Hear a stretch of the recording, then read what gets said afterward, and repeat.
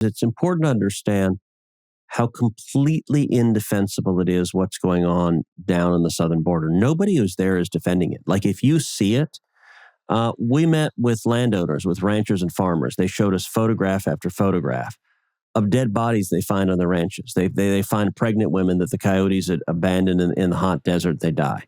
They find elderly people. They find children just over and over again who die because these human traffickers, they are vicious, inhumane criminals. They do not care about the people they're trafficking in. As you know, a few weeks ago, we had a tractor trailer just outside of San Antonio.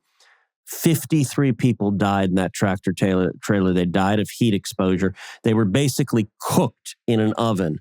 That included children as young as 13 years old. You want to talk about mass murders? 53 people killed.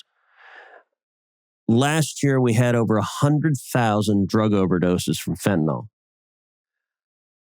The Biden body bags keep piling up because these are the human cost and tragedy. And, you know, there's a reason Joe Biden has not been to the border once.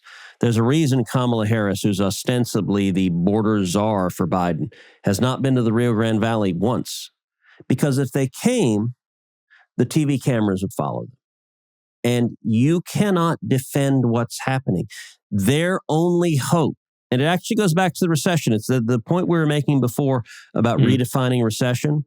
They're counting on the corrupt corporate media lying and just ignoring it. So if you watch CNN, if you're one of the 6 people on planet Earth who watches CNN, you have no idea there's a border crisis because they don't cover it. CNN had, I watched the other day, I got a haircut in the barbershop. They were playing CNN, which I was kind of irritated about. But I watched for 30 minutes. They talked about how it's really hot. It's hot in New York City and people are going out and they're dancing in fountains because it's really hot. And I'm like, okay, fine. I get it. It's summertime. It's hot. But could you possibly cover the humanitarian crisis that is unfolding on our southern border